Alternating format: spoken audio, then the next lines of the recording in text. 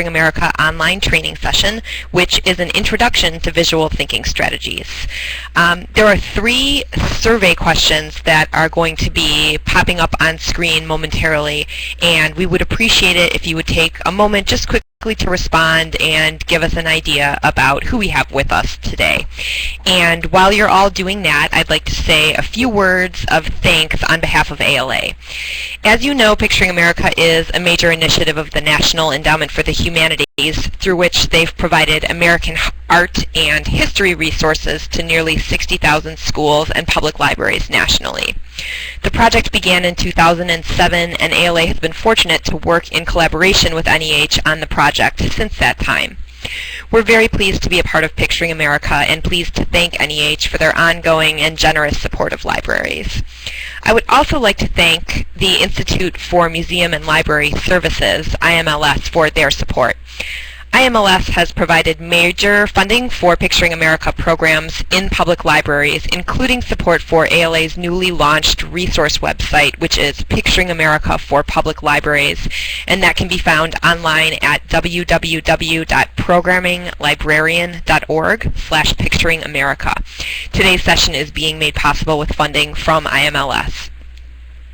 And now, a word about communication in the classroom. As those of you who joined us early may have noticed and will probably continue to notice, today's session is an experiment of sorts. It's the first time that we've planned an online session that is to be discussion-based rather than focused on a straightforward presentation. We have 7 public librarians who have volunteered to serve as discussion panelists who are with us today. I have to thank them for being here. Karen, Gail, Nora, Eve, Caroline, and Linda. Their names and library affiliations appear on screen. Each of them has access to a microphone so that they can react to artwork on screen and participate in an interactive discussion that will be moderated by our main presenter, Oren Slozberg, who is the Executive Director of Visual Understanding in Education. For the rest of you in the virtual classroom, you can use the instant message feature, the chat feature at the left, to submit questions or comments during the Q&A period, which will be at the end of the session. You will have an opportunity to ask questions of Oren as well as our panelists at that time. And if there's any other information on excuse me, participating not as a panelist but as a general attendee, I'm sure Oren can provide that when he begins.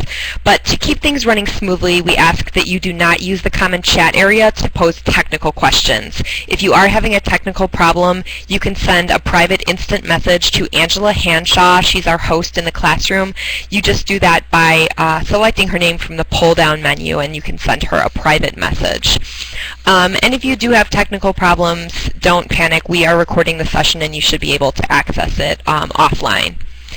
Now it's my pleasure to introduce Oren, the Executive Director of Visual Understanding in Education, which is a national nonprofit organization with the core mission of broadening visual thinking strategies, practice, and research. Oren has more than 20 years of experience in nonprofit leadership and the arts and is an expert trainer in visual thinking strategies. During the planning process for today's session, he has been unfailingly gracious and flexible, working with us on this first ever attempt to host a VTS discussion online and customizing the usual VTS training models to provide an extremely condensed overview session exclusively for librarians involved in Picturing America.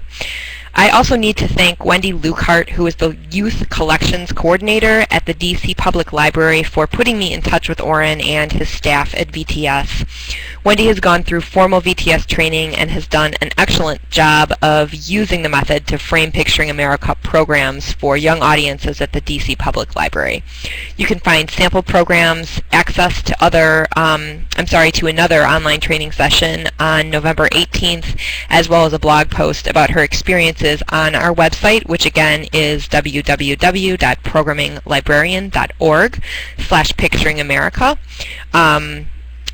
So without further delay, I will hand the floor over to Oren and our panelists. Thank you, Oren, for joining us. Thank you very much, and it's great to be here, and I wonder if handing over the floor is the right thing for a webinar.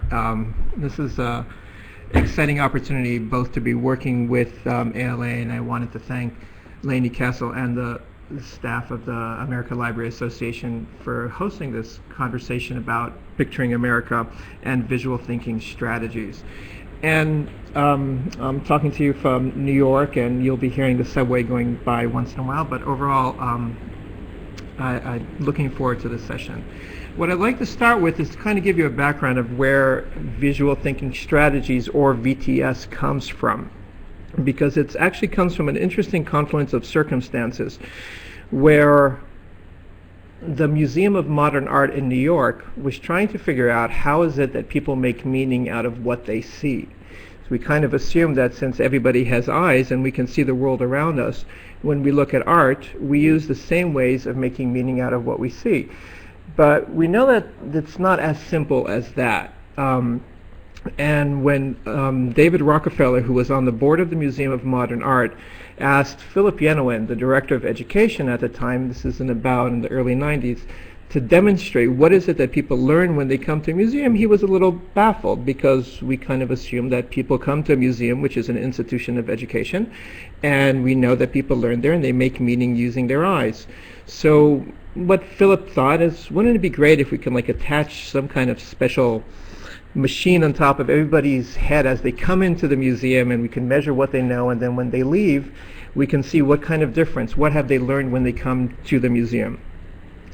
So doing that exact kind of attachment is not legal, so we did pre and post surveys. So the Museum of Modern Art asked visitors as they came into the museum a series of questions. They asked them again as they left the museum, and then 6 months later they followed up with a phone call with the hope that they could then measure what is it that someone learned when they came to a museum. And what they found out is that as people came to the museum, they had a certain amount of knowledge, and they had the same level of knowledge as they left as a museum, so they did not learn anything new. Nothing really stuck as a consequence of coming to the museum. So that baffled the staff, the education staff at the Museum of Modern Art, to try and figure out how is it that information that we learn through our eyes sticks? How do we gain knowledge through our eyes when we're looking at art? At the same time, there was a cognitive psychologist working in Boston. Abigail Housen was at the Harvard School of Education, and she was wondering how is it that people make meaning out of what they see. So when they look at something, how do we process that information? And she developed a stage theory. So she developed an understanding of how different people make meaning out of what they see. And a way to understand this in terms of developmental psychology is to think about it in terms of language, which we understand a little better. We know what are the expectations from different. If we take, for example, a school, we know how much a kindergartner should read. We should know what a third grader should read. We should know what a sixth grader should read. We know what a high school student should read. And we'll probably know what a postdoc would be able to read too. Now, they can all read, they can all decode the language, but that doesn't mean that they have the same capacity to understand what it is that they're reading. So, for example, my son is in the third grade, and he's a fantastic reader. And he can read Harry Potter books from beginning to end and make meaning out of them. Now, I could give him a more complex book. I can give him a book by James Joyce, and he will be able to read it, but he won't be able to decipher, he won't be able to derive meaning out of it, at least not in the way that Joyce intended, because he's not at the right developmental level. So he has the ability to read, but he can't read everything, but only things that are developmentally appropriate. And as librarians, we know that if I went up to a librarian and I said, can I have a book for these different age groups, within seconds, they can walk up to the shelves and pull out a book that is developmentally appropriate for each age group. So the same thing happens with art. So other than people who are visually impaired, 99% of the population have different ways of making meaning out of what they see. So they can look at a piece of art and they use different strategies of making meaning. And that's what Abigail Housen discovered, that there are different stages of how we make meaning out of what we see. So Howard Gardner, from the School of Education, some of you probably know him from his work that he's the one that developed the multiple intelligence theory. Howard Gardner was both on the Board of Education for the Museum of Modern Art in New York, and also one of Abigail Housen's thesis advisor. And then he introduced them to each other, and this is why I kind of imagine that they were put in the basement and locked with a big lock and said, well, don't come out of here until you develop something. Because as an educator and a theorist, if we know what are the stages, we can develop a tool to help, to facilitate people's meaning-making process out of what they see. And that's kind of how VTS developed. So I guess the best way to learn or understand what visual thinking strategies, what VTS is by seeing it in action. So we're going to experiment, and this will be the second time ever that we've done a visual thinking strategies through a webinar. And what I'd like to do is to call your attention, and especially those people who are not participating through the microphone, to what is the process, how it works, and then after the discussion, after the image discussion, we'll have a chat about what exactly, how the VTS works, and after that we'll talk a little bit about what is the relevant to the Picturing America images that we're using in the classroom.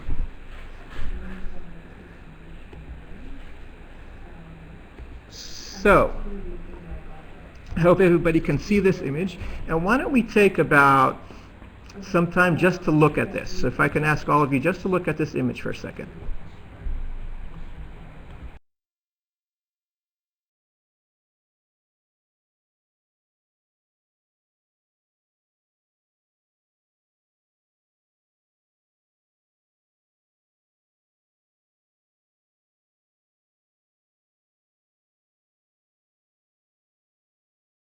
So if I could ask those of the panelists that are looking at this image, if you can just tell me what's going on in this picture.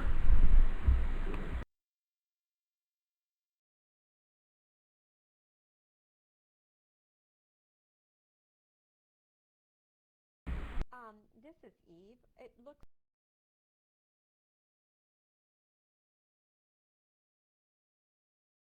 Eve, can you say that again? I didn't hear you well. It looks to me like a person who has a stick and they're... So Eve is saying that she's seeing a person there, and it seems like the person is washing clothes and that they're using a stick. What do you see that makes you say that they're doing laundry? Well,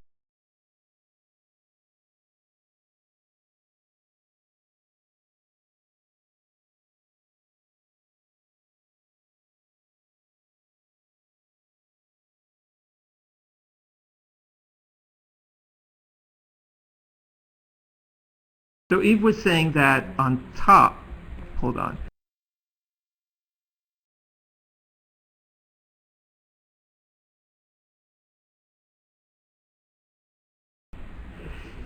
Okay, I hope everybody can hear me and see the pointer. That you're seeing that there's stuff hanging behind, and then also that there's different things here that are mushy. And I'm sorry about the image changing, but we will get back there. There we are.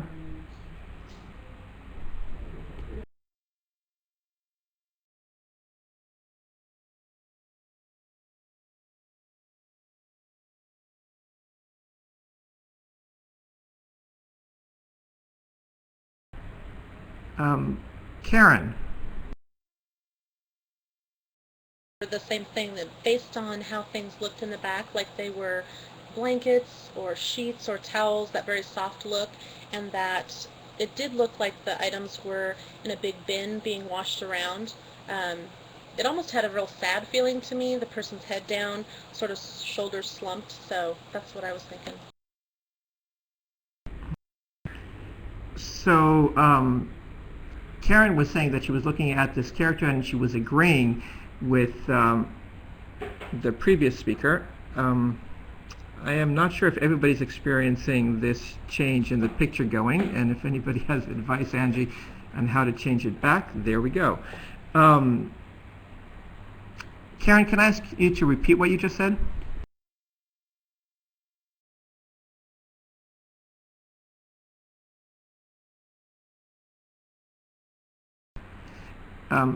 Karen, can you repeat what you just said, because the picture changed? I mean, I couldn't hear what you were saying.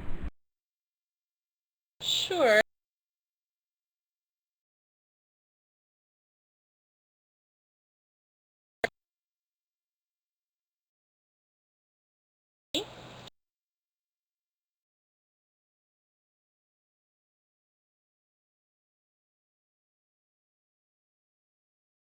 Okay, I'm sorry, Karen. I can't seem to hear you. Maybe we can get back to you later. Gail, what's going on here? I see some of the same things other people have mentioned. Her head down, she looks very weary. Her arms attached to this staff, this pole thing, that it just seems like there's a lot of weariness in this whole stance. So Gail was saying that there's weariness here, that she looks tired. That's something about how her arms are holding the pole and how she is positioned. And she's agreeing with the previous speakers that there's some sense of fatigue, some sense of weariness going on here. Thank you. What more can we find? Nora. Okay, would say here that this is a scene that is foreign. The individual is dressed in almost African gown, and when I looked at it, I saw somebody looking into reflections of colors from above and beyond the person. I don't see it as somebody weary, and I actually thought it was somebody who was dyeing fabrics. So we have another version here that Nora was looking at this as a foreign, something that's not from this country, potentially African, that she's wearing something that is like African garb. And we had one theory that maybe she was doing laundry. Nora was raising the idea that maybe this is a reflection of what is behind her in the water. Nora, what do you see that makes you say it might be African? The outfit and the hat that the person's wearing, and then also their skin tone. So Nora was concluding that it's African because of the fashion well, the clothes that the person is wearing, the hat, and then also looking at the color of their skin and concluding that this person might be of African descent. Thank you, Nora. What more can we find? Yes, Linda. I'm finding that the background is very static and that there's a lot of motion in the lower portion of the painting. I'm wondering if this is a John Jacob Lawrence painting.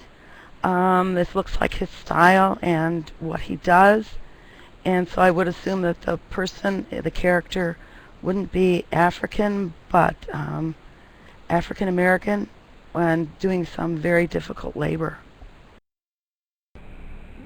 So Linda was thinking that, first she commented on how the background on top looks static, and at the bottom it looks like it's in motion, like things are moving. And then she was commenting that it reminded her of an artist that she knew named Jacob Lawrence, and there's something about this picture that reminds her of his style. And if that is the case, she knows from what she knows before, from previous knowledge, that Lawrence painted characters that were of African American descent. Can you maybe reflect on what do you see that makes you say that this is a Lawrence painting? Well, it has the colors that he uses, and it has this style of figure. He does these flat surfaces, which are very dramatic and bold and yet subtle at the same time. So what you're familiar of this artist Lawrence is that there's something about his use of perspective, that his pictures might be flat, and the use of color that you're familiar from his work. So this might be a piece of Lawrence's work. Thank you very much. What more can we find? Yes, Eve.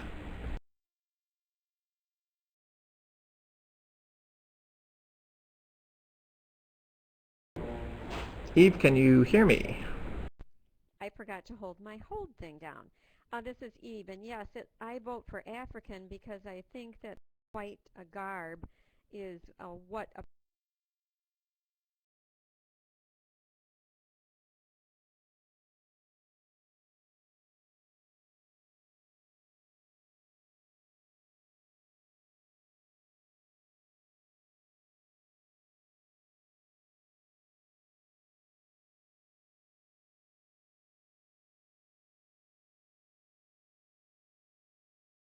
So Eve was wondering, one of the things that we're thinking about is where is this taking place? And we had one theory that it was Africa, and there's another theory that this might be African American.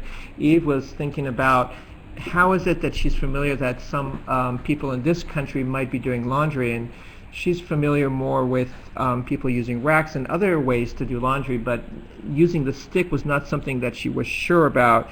It's something that she saw. And she was also saying, agreeing with the person from before, that because of the clothing that this person might be African. Thank you very much. What more can we find?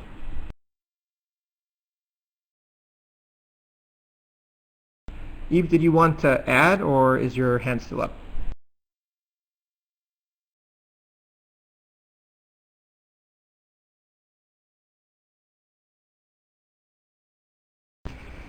What more can we find in this painting? Yes, Gail.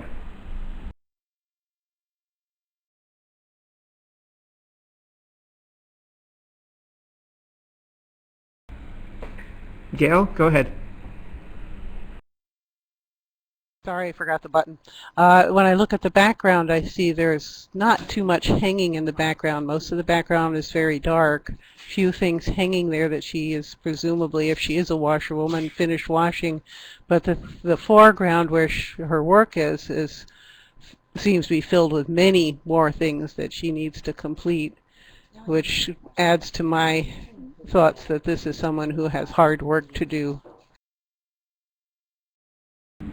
So we've been thinking about this person, that she has a lot of work, and one of the cases that Gail is bringing up is that in back you can see there's some things hanging, but there doesn't seem to be too much. But when she looks in the foreground and what's in front, there seems that there's a lot more for her to do, which kind of builds on the idea that we've been developing, that there's a lot of work and that she might be weary, she might be tired from her work. And we'll take one more person. Gail, is your hand still up? Oh, no, I guess not. So we'll take one more comment.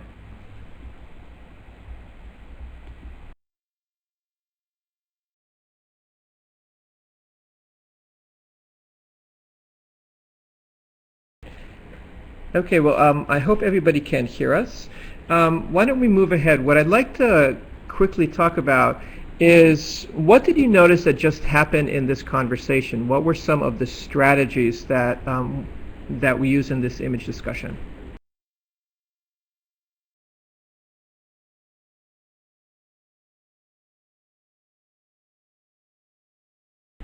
Gail? You asked us to give you examples of exactly what we saw that gave us our impressions. So there was a specific question that I was asking you to provide evidence. And the question was, what do you see that makes you say that? So one of the things to think about as we're talking about is, what does that question do? Yes, Eve? I think that we draw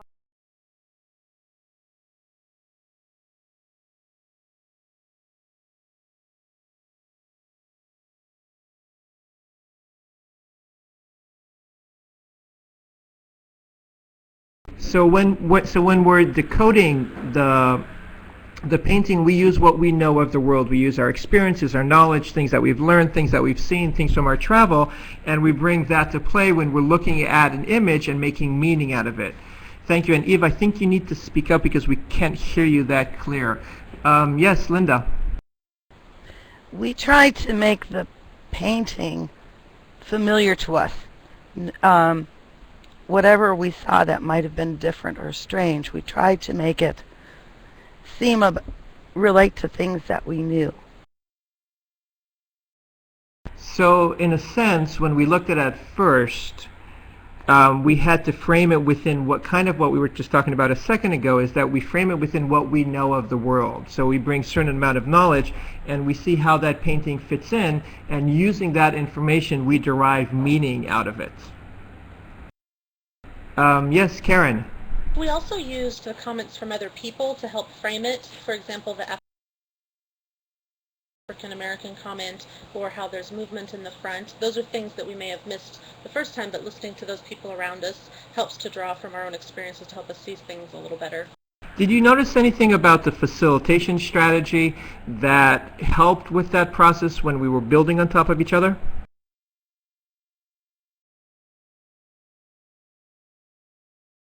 I did. I noticed that as people would make comments and you would ask us to sort of delve further, that we would look at specific areas of a picture to sort of draw our conclusions.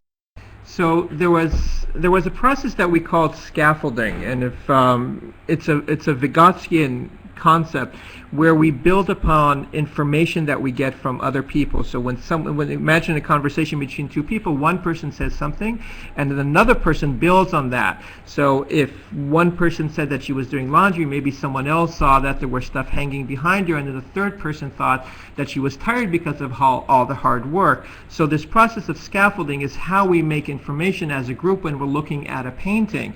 And in the process, in the VTS facilitation, we point out those elements. So what we do is I will say, so you are building on such and such. You are building on Gail's theory that this person is doing laundry and that is why she's weary. So through the process of facilitation, we're pointing out the scaffolding process. So then what happens is that our meaning-making strategies begin to emerge. Yes, Gail? You also repeated and paraphrased what each person spoke about. And what does paraphrasing do? It helps to reform or restate this whatever had been said, and so that everyone understands it clearly. So paraphrasing helps with clarifying the conversation. So when I repeat when someone has said, whether it's a young person or an adult, I'm doing a few things. One is I'm demonstrating that I'm listening, which is not a small achievement, especially in a culture that is very much glued to screens. The fact that I am listening to you gets validated by the fact that I'm repeating what you're saying. It's also validating. It's not only that I'm paraphrasing what you say, it's that I understood. And if there's something I don't understand, I will actually ask questions to clarify it so I am clear that I understand what you're saying. So that builds validity and credibility. What we're also doing, it's an opportunity to introduce new words. So for example, someone was using the word foreground or background. If someone was not familiar with those terms in the paraphrasing, you can say, in the foreground, in front, in the background, in back. We can use those kind of explanations to clarify vocabulary. So the paraphrasing adds another dimension to some of the other strategies that we talked about, which were the questioning strategy and the linking, connecting between the two ideas. What were I asked 3 primary questions, and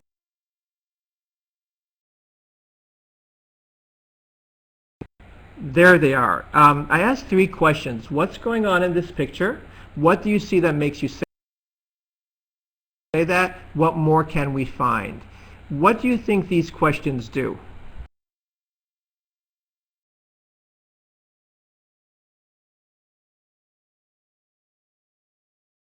Yes, Eve. It makes us clarify. We're going from general to more specific about the image that we're seeing. So I asked you to go into detail, so when you come up with a general idea that not everybody may necessarily understand, by asking you what do you see that makes you say that, you're providing the evidence, so it deepens the understanding of everybody that's present, because we can all understand where you're coming from. So it's kind of the difference between, let's say, talking about a glass of wine and the winemaker says, oh, this is very cinnamony with overtones of blackberry. And when you ask him, what do you taste that makes you say that, he can't really say why he's tasting that. But with a painting, I can ask you, what do you see that makes you say it's a Lawrence painting? And then you can provide evidence, so we deepen the understanding and move from the abstract into something concrete. What else do you notice about these 3 questions?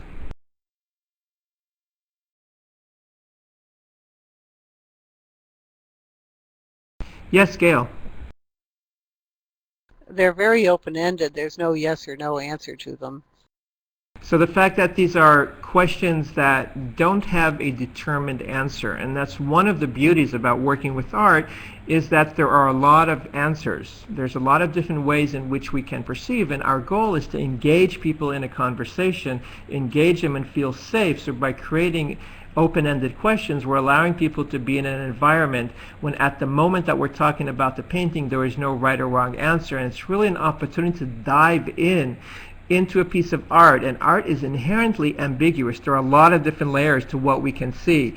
So by providing these kinds of questions, we're providing our participants an opportunity to really explore what is going on in their mind and how this painting reflects. I always find it very interesting that VTS is used both with kindergarten students across the country, but it's also used for Harvard Medical School students. The top medical school in the country is taking their students to the Museum of Fine Arts in Boston to talk about art using VTS specifically because this is an opportunity to dive into a painting and start creating meaning using your own eyes. What I'd like to do next is actually show you a video of students doing VTS. So we're just going to take a moment, and I'll ask you afterwards, again, is like, once again, how do these questions trigger the conversation, trigger the interest in the piece of art?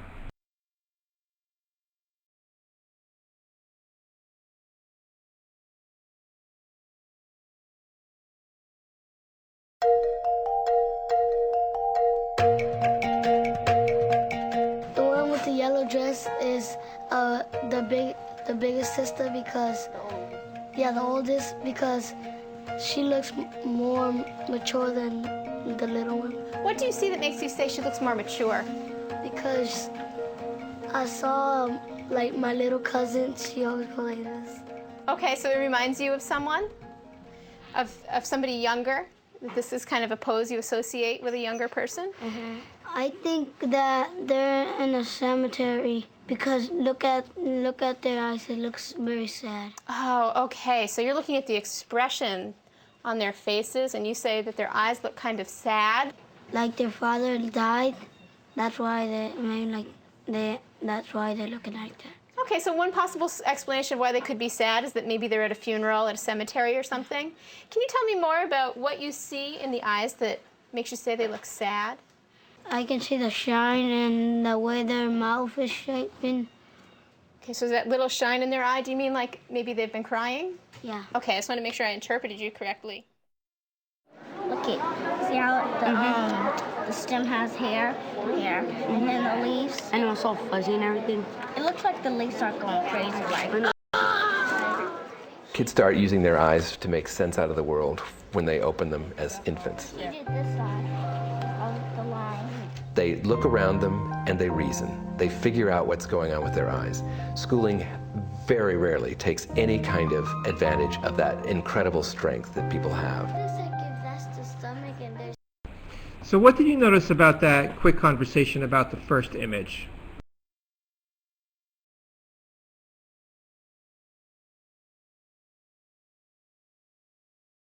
Yes, Nora. I would say it's very similar to the one we had. So you can see how even young people at different developmental levels can make meaning out of different pieces of art. Yes, Eve.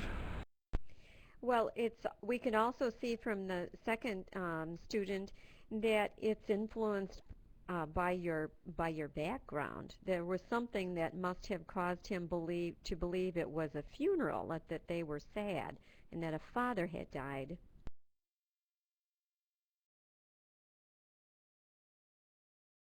So in a sense, what we were talking about before is that we bring our own experience. So in this case, the child saw that there might be a funeral, and you're thinking that this might be something in their own experience. Thank you. Linda. I have to agree with Eve about this being something they've already experienced, but they're relating it in language that they use, not language that an adult uses.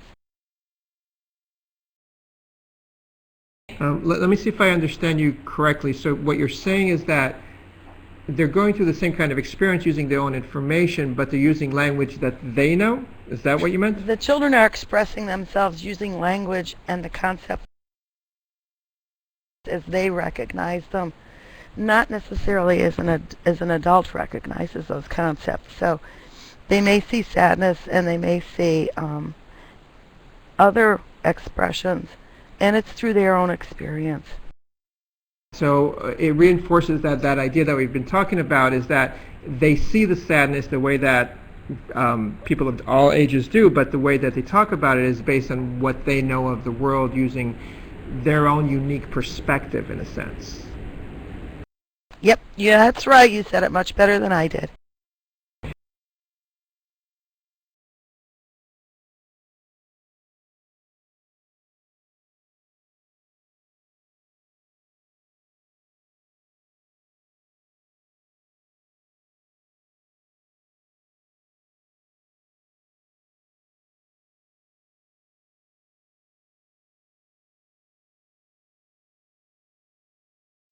The second question is, what do you see that makes you say that? Which is asking the viewer to look and provide evidence to what they're seeing, so that we can all understand, and also for them to reflect on what they're saying. Often you'll hear someone say something about a painting that they would have to pause and think and figure out what is it exactly that's triggering that kind of reaction.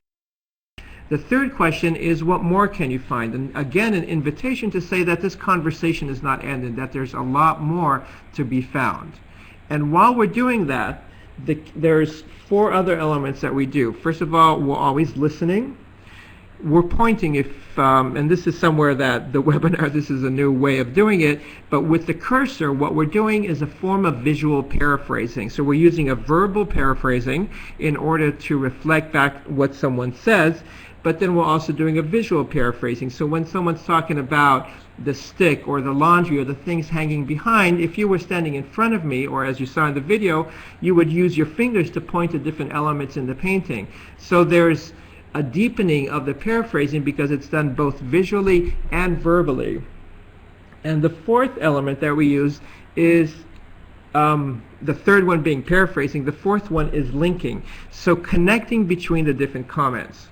So in theory, what VTS is basically asking 3 questions and using these 4 pedagogical strategies. Can we go back to the PowerPoint?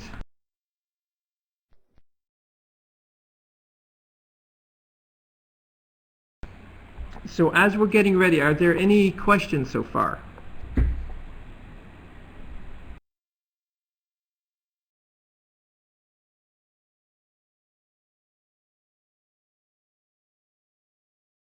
So here you can see how VTS is working.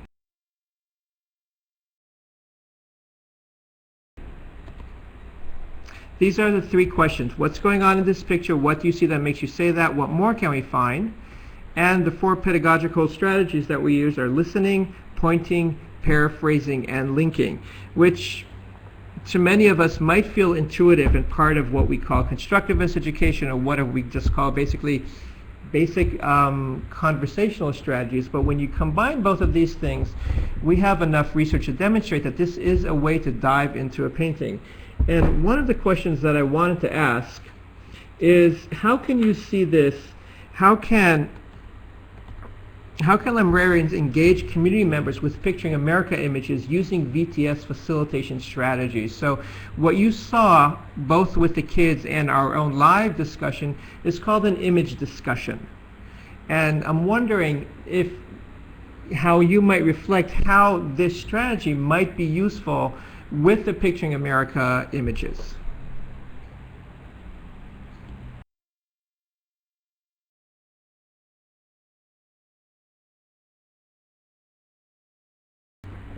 Karen.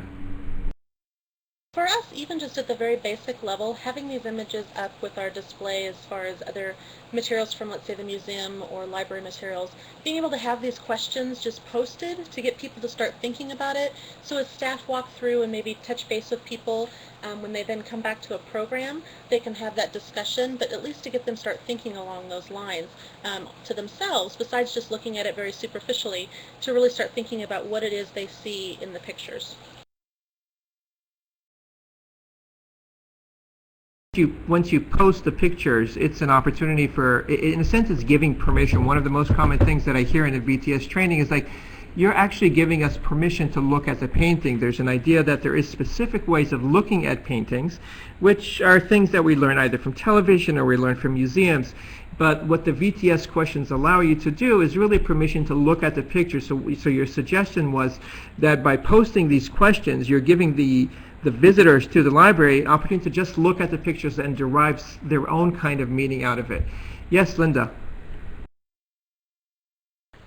I work with children making a program out of the pictures, and this would be a way to get the children to open up a little more and offer more of their own ideas without being judgmental, which they are very concerned about whenever they ask or answer a question.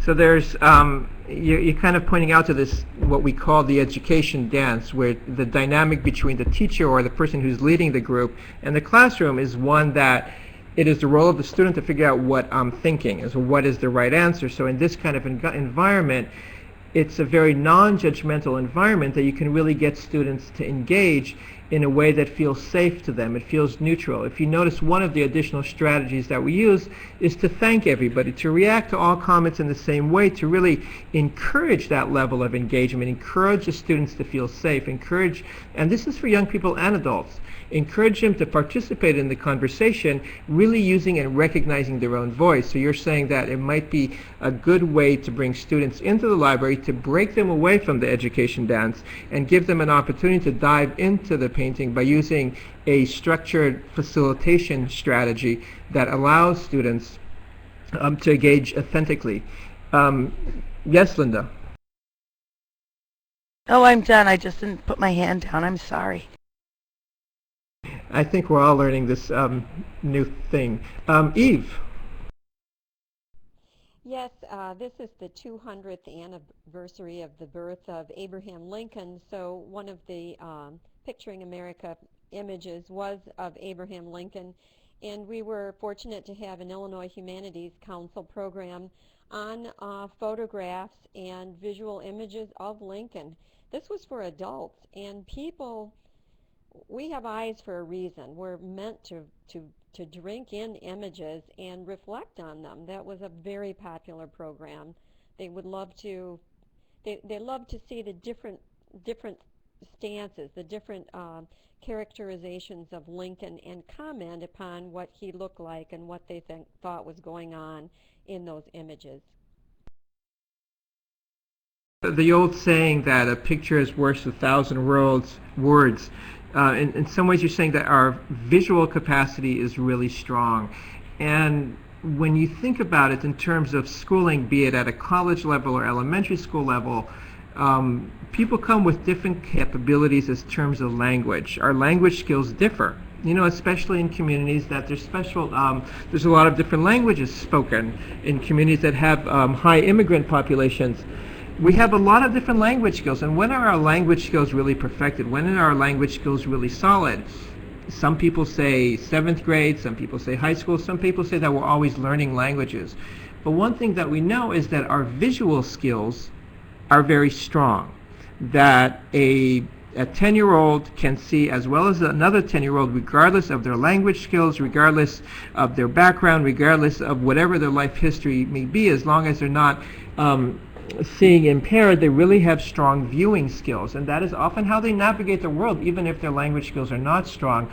So often an image is a great equalizer. It's a great way to trigger discussions without relying on language skills. It's a great way to teach as well, because if in our classroom we have people with a lot of different language skills, if we use an image as a base to teach engagement, if we use an image, a picture, as a way to teach thinking, if we use an image as a way to teach about history, to teach about whatever the things that are relevant in that classroom, we are providing access to every student, which sometimes language may be a barrier. And in some ways what happens, and this is primarily based on research that was done in K-5 schools, those skills that we learn by looking at a painting are actually transferable to language. Yes, Linda? Eve mentioned the Abraham Lincoln photo with adults. I did this photo with children. They did not want the program to end. We had a great time talking about Lincoln's photos, Matthew Brady's Civil War photos, photos and propaganda. It was a wonderful session, and everybody was totally engaged. And what were some of the methods that you used to engage the students? Yes, Karen. Well, or Linda. I'm sorry, my question was for Linda, so when she answers that previous question, the age group of her students that she was working with. I have been working with the homeschool students, so they ranged from grades, say, 1 through 7.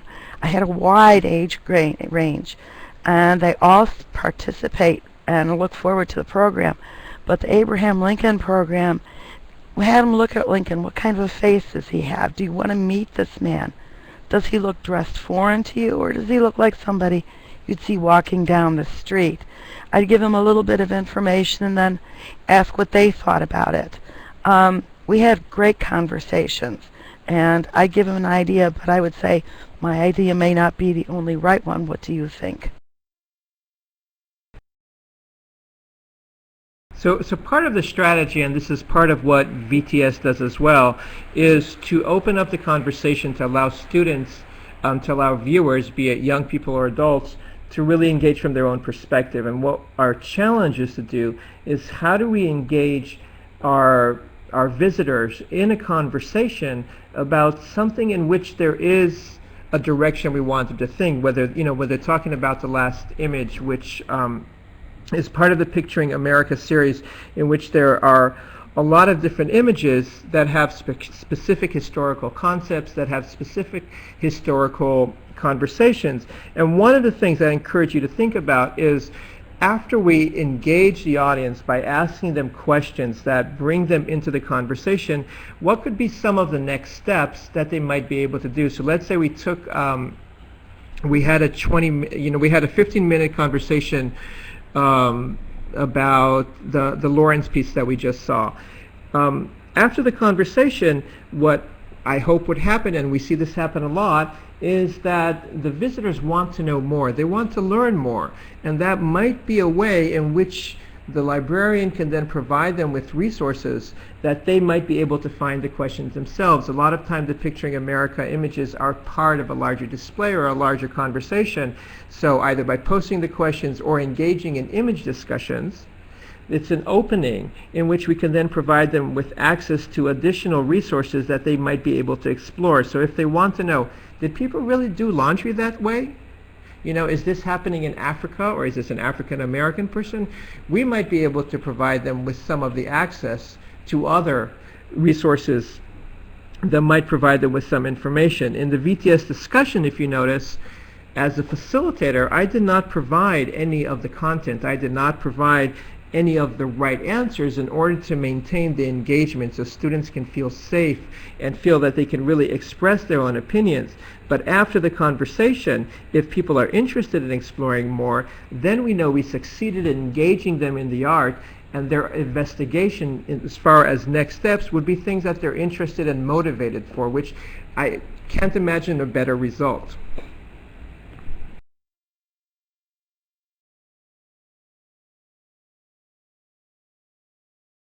Suggestions, ideas. I can't see any of the chat, so if anybody is typing in answers, questions, I can't see those. Yes, Eve. I have an adult daughter who has neurological problems and has had since she was young. You mentioned that that this strategy with the images are a great equalizer. When people have some kind of neurological damage, she can see, she reads, not at I would say a 6th or 7th grade level, but visual images and the way that we can project them and talk about them has been a real benefit in her life. It just wasn't as developed years ago, and can be used to teach people and to help people who have some kinds of handicaps to actually be included in conversation and to learn more deeply than they could without having images. It's a wonderful step up in that we can use the images not just in person but also through technology.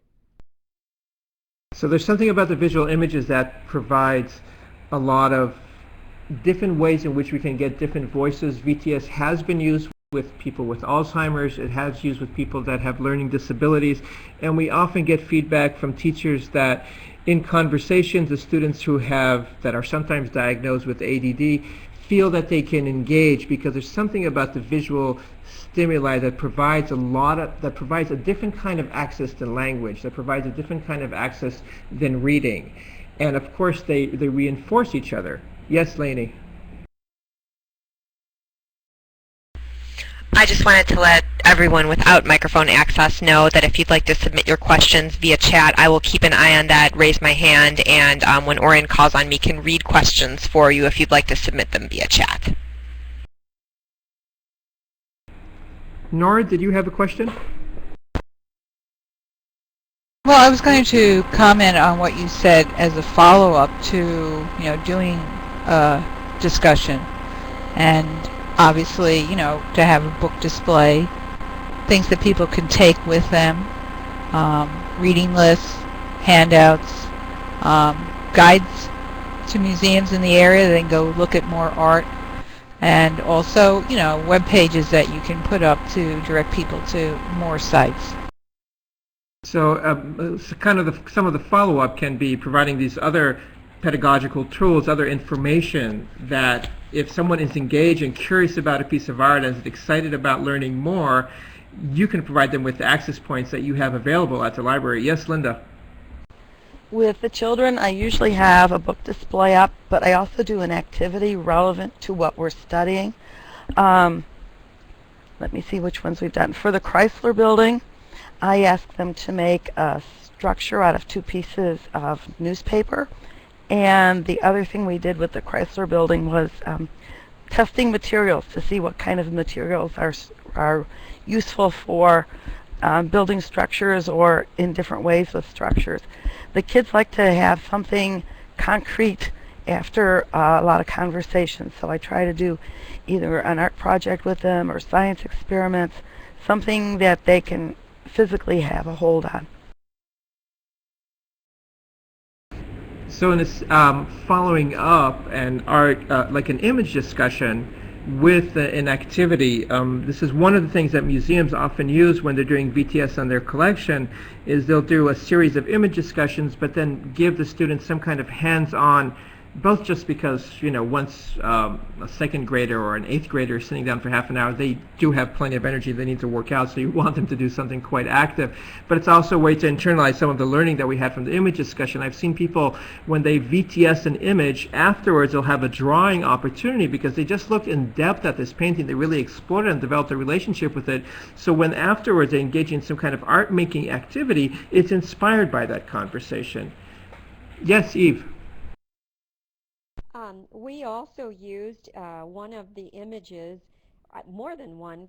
We have a book discussion here, 3 sessions of a book discussion, and the book was Loving Frank, which was a fictionalized account of Frank Lloyd Wright's relationship with another woman, and we used the Taliesin photograph to look at some of the work that he did and and relate that to some of the behavior that that was discussed in the book. It made for a richer book discussion. One of the reason VTS reached the library in DC that Lainey was talking about is because that the Eric Collin Museum used VTS as a strategy called the whole book approach, in which they use these kind of conversations while reading a picture book.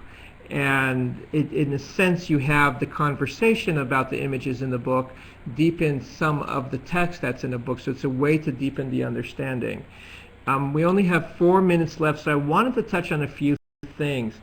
One thing to know is that VTS is based on a series of empirical studies that have been done, and a lot of this information is available on the visualthinkingstrategies.org website.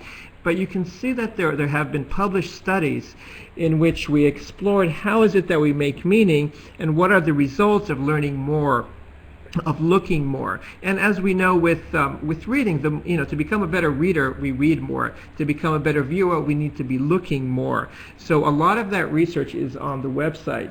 The other thing is that, when it boils down to it, what is VTS? Well, is it asking 3 open-ended questions, paraphrasing, pointing, and linking? It seems like a very straightforward, simple methodology, but as you dive into it, it actually becomes very complex, because the act of listening and paraphrasing, both visually and verbally, it's a coordination of a lot of different pedagogies that a lot of educators find it takes time, is what I'm saying. There's a lot of there's trainings happening all the time if people are interested in learning more about how to do it, but it's as you're exploring this method, as you're looking at the website, as you collect information about this, if this is something of interest, I would urge you to really be careful as you look at it and as you practice it, because it is a very complex method. When we work with schools at any level, that's from pre-K through high school, the training program is over 30 hours a year, when the actual classroom implementation is only an hour a month. But it takes a long time to shift from the old paradigm of teaching to this new way of teaching. So it's something to be aware of, and I hope you had were able to kind of get a general understanding of what feels like very intuitive teaching, and I'm sure many of you use some of these strategies, and VTS through research has kind of distilled it and offers it as another tool for both librarians, teachers, museum educators, medical educators, all different kinds of educators, as a pedagogy to engage our population, to engage our people in a new kind of conversation. So, Lainey, was that anything else you wanted me to add? Hi, Oren. No, and I think we're running to the end of our time today, so that should conclude the session. I hope everyone has enjoyed this. I certainly did, and I hope that it has inspired some new ideas about using the Picturing America collection to generate some discussion and lead patrons to further explore American art, history, and culture through the library. We will have information, we'll have an archive of this presentation on the Picturing America website, as well as 3 documents that Oren has provided to us for easy download that are basically overview documents about VTS, and as he stated, additional information about how to pursue further, more robust training is available on the website. So, as always, we hope that you'll share your feedback with us on today's session, on what you're working on with Picturing America via picturingamerica@ala.org or via the forum on our website, which again is programminglibrarian.org/picturingamerica. And many thanks to Oren, to all of our librarian presenters for bearing with all of our technical challenges. We really appreciate your participation, and thanks to all of you for joining us virtually. Thank you very much. I look forward to speaking with you more soon. Thank you.